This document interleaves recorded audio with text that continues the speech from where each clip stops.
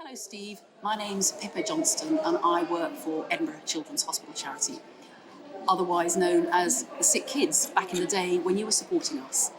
Steve, I wanted to thank you so much because I have it on good authority that you raised over £8,000 in the form of an amazing football match. That kind of effort really is something else. So we are delighted, I am delighted to thank you so much on behalf of the children and families. So our hub provides them a bit of a haven, a bit of a place to come off the wards that's non-clinical and that's fun. And all the things that go on there have made such a difference to so many children and families that need to use the hospital. Now, your funding and funding from people like you means the world to us. And I'm so impressed by what you've done. I'm so impressed by your commitment. And we're so thankful and grateful. So, Steve, what a star. Thank you so much for raising all that money and for doing so much for others. Thanks. So back in late 2005, I seen a post on Jambo's Kickback about a charity game between Hearts fans and Hibs fans taking place at Tynecastle. Now back then, back in 2005, which seems an absolute lifetime ago, Jambo's Kickback was the main source of information for fans of Hearts. So this post was a bit different from normal, and it sort of intrigued me and intrigued a lot of people that I knew. I gave people like myself who was very average at football an opportunity to play at Tynecastle for Hearts against Hibs. And so I applied, and Steve Jones got back in touch to give me a bit more information about the game or about the event, and it seemed a fantastic opportunity and a really, really fantastic event. The game itself took place at Tynecastle on the 5th of April, and to be honest, it was one of the best days of my life. It was a fantastic experience to be able to play for the team you love at your stadium against your rivals, in front of your family and friends, and actually having the added benefit that we won the game was just an experience and memories that will live with me and also the rest of the players forever. And actually, a lot of the players who took part in that game with me, we're still friends to this day and we'll be friends for life. And we keep in touch on Facebook, we see each other at Hearts games, and it's always a massive talking point. And to think it's the best part of 20 years now since that game took place, it's quite scary. And the event itself and the whole organisation, from the training right through to the match day, the programmes, the DVDs, everything that happened was all down to Steve Jones. Steve was integral to the whole event. It was his idea, it's his baby, and he made it the best that it could be. And as I said, it's made lifelong memories and lifelong friends for the people who took part. I think one of the things that came from that as well is I've now had Steve as a close friend for many, many years. And actually, Steve sort of after the event took a back seat. He raised so much money and he put on such a great event that he moved on to other things. And I personally thought it was such a great event that there's no reason why it couldn't continue. So with a lot of help from many people, I created an event called Rivals for Charity, which then became Rivals Together. And over the next 10 years, we had many Hearts v Hibs games. We expanded it to Dundee v Dundee United, and also Dunfermline v Falkirk. And also we had many tournaments that all 6 teams came together. And over that 10-year period, we've raised an amazing, in excess of £150,000 for local charities in each of the areas that the games were taking place. So without that mad moment of sort of thinking from Steve that, a game between fans could take place at the stadium, without that, then all that money would never have been raised over the years. And it's down to Steve that obviously that happened. It's down to Steve that the Sick Kids and many other charities benefited from that. And it's down to Steve that many people over the years, not just in Edinburgh, but in Dundee and over in Falkirk and Fife, have made friends for life. And I think a lot of people have got a lot of gratitude and a lot of things to thank Steve for. Hello there, my name's John Pride. I was one of the first trialists at the the first ever Edinburgh Charity Game. Can't remember the year, 2006 I think it was. Yeah, I went along, I'd heard about it on hibs.net and fancied a wee bit of that. Went along to the trials and met a lot of the guys there. Unfortunately I wasn't successful, but I thought it was a great idea anyway. Kept going and supporting them, and through my own sort of ways tried to help promote it on social media channels and that kind of thing. It was a great event, brilliant game. Unfortunately the Jambos won that one at Tynecastle, but fair play.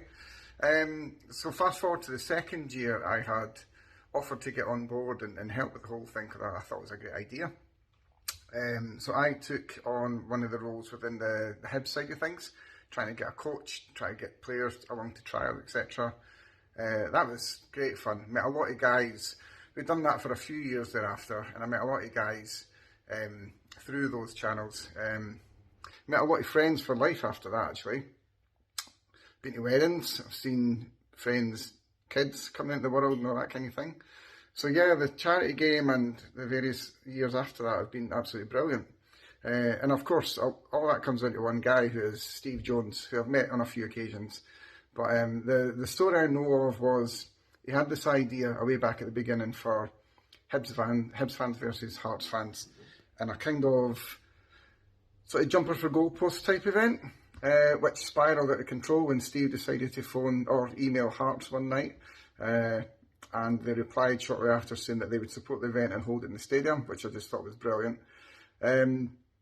Fast forward all these years, now, like I say, the people I've met through it, the Hibernian team that we formed, the leagues that we went into, the friend that we've made, none of that wouldn't have happened if Steve hadn't then sent that email that night. So, you know, I think a lot of people have gained great experiences, and it's all thanks to Steve. So we wish him all the best for the future, and hopefully see him soon. Hi guys, it's Dave Kinross. I was the manager in the very first Edinburgh Charity Game. I think like everybody else, I saw the advert and the kind of momentum that picked up pace on Kickback, and I got in touch with Steve and Scott and just said, look, you know, I've got a bit of managerial experience, but not a lot. But I think what the game managed to do for me is cement a lot of experience that allowed me to go on and manage in the East of Scotland League quite recently. In terms of training, what we wanted to do was do it as professionally as possible, which is why we got Rickerton. I think Rickerton was fairly new to Hearts at that point in time, but I think everybody would agree actually being at the Hearts Training Centre you know, had a lot of value in it. In terms of the match itself, what we wanted to do again was just do things as professionally as possible. And you know, my memory of kind of the preparation, like going for lunch at the Orwell Lodge, and we had Gary Mackay come in, and Gary at that point in time was just doing the Gary O'Connor transfer to Moscow. So you know, it just epitomised what Hearts means to Gary to come and speak. In terms of memories, you know, three things stick out. Obviously, Graham Mackay's wonder goal to win it for us. The other thing was the celebrations in like Hearts' own changing room at full time. You know, spraying champagne about the place and stuff like that. You know, will never leave me. And hi Steve, Cox and Rat here. Just to let you know, a wee message about gratitude for all your organising of the 2006 charity game. It was one of the best 2 years experience in my life being involved with that team, and I know you were almost entirely responsible for the Hearts side yet in the beginning. To get on to play at Tynecastle, to score at Tynecastle, to have the after-match celebrations, you know, the training and meeting all the guys over that quite a long hard winter in 2005 changed my life. I managed to lose 3 stone over the course of that, so here's to you, mate, and all the best, pal. Cheers. So yeah, that year was quite manic, you know, like on the park with Hearts and Romanov and all the Lithuanians, and just all the insanity. And I don't know, maybe looking back, I kind of fed off the crazy idea train, right? The most unlikely things to get endorsed. I just thought, So I like helping people, but I like doing stuff too. I've done other things too. So I like football. I know football. I used to post on that Hearts site, you know, like Jambo's Kickback. That was, because the one that we did was Jambo's Kickback versus Hibs.net. And that was a really good vehicle at the time. It actually had like a really optimum following, because you didn't have all the Facebook groups that you do now, so everybody was kind of focused on it. So that was a good crest of a wave, and then came the bit where I announced on Jambo's Kickback that I actually fancied elevating the bar to actually have it inside the ground with paying customers and a full sponsor and everything else. And I think people thought I'd lost the plot at that point. I really do, because people were like, I really appreciate your enthusiasm, but I didn't think they were going to agree to this. No during the season, no way, right? But I quite like a no way. So that was the nuts and bolts of it, and from there it was just a case of putting flesh on the bones, you know, from putting the actual foundations in place to make the idea a reality. So apart from the initial people thinking it's a silly idea, no way you could do it, what other challenges did you face? Tons, if I'm being, do you want the honest truth? Yeah. Right. Our side of things was pretty smooth, but I think that one of the best decisions I made, because I needed somebody to coach the team. My top tier coaching days were over. Right. Now I needed somebody to coach the team who knew how to actually coach players and organise them and have their respect. Okay. I've never coached, so that's not going to be me. Okay. So I think I just asked on Jambo's Kickback for people to just come forward with their sort of elevator pitch as to why they think they'd be the good man for the job. And that's when I heard from Davy Kinross and his two assistants was one. And the first time I met him was at Tynecastle Arms, I'll always remember that, and he was an absolute giant of a guy. And I thought, and that looked him up and down, I thought on that basis alone, you've got it, right?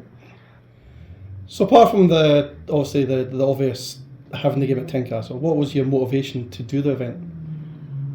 Well, I like to raise money for good causes if I can, because I can raise much more than I can give myself. Okay, and I typically wanted these events to be the beneficiaries to be an Edinburgh-based type organisation, whether that was the Sick Kids Hospital at the time or some other entity. So it had that going for it. It was brand new. No one had ever done something like this to my knowledge at the time, hence the initial response of it and being very, very sceptical as to whether Hearts would endorse this or not. It was a lot to ask, because it's not closed doors, it was open to the public, they had to pay to get in, there was programmes, there was everything, right? Looking back, it was a lot to organise, and it certainly got to a point where I just, I could delegate tasks, okay, but I wasn't equipped to do every single thing that needed to be done within that thing. And that's when we started bringing in other people. Scott Moncrief, he played a big part, his wife played a big part. There was a number of people actually who played a significant part, and I needed that help, because it was, as Scott would tell you himself, or because he was closest to it probably after me, there was a lot involved. You know, like we think these things just happen, but there's a lot, particularly when you're deliberately adding layers to it, like let's get a shirt sponsor, let's get a trophy sponsor, let's get a DVD made. So obviously the game took place in April 2006. Was there ever a point where you thought this isn't going to happen? Or were you fairly confident all the way through? No, never. I was never wavered. Even when there was scepticism about getting it done in the first place, I always believed in it. And as well as raising over £8,000 for charity that year, you gave about 24 people the opportunity of a lifetime to play for the club they love against the rivals. Did you get a lot of feedback from players? That was very touching. A number of the guys were, in fact, Davy Kinross, who's the head coach, manager, whatever words you want to use these days. Frankie McAvoy, not, right? He actually came up to me and says to me, at the time, I mean, I don't know how many kids it's got now or whatever. I think it was one of the two things. It was like the best day that he's had since his child was born, or it was the best day he'd had since he's got married. So it must have really meant something to him, you know. And I can see why, you know. I mean, although he didn't play, he was a head coach for that first ever event, which I have to admit had a particular buzz about it because it was the first thing. The first time you do anything, there's always a uniqueness about it.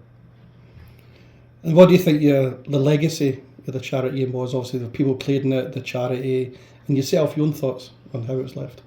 I'd like to think that it's given everybody, number one, a happy memory that no one can ever take away.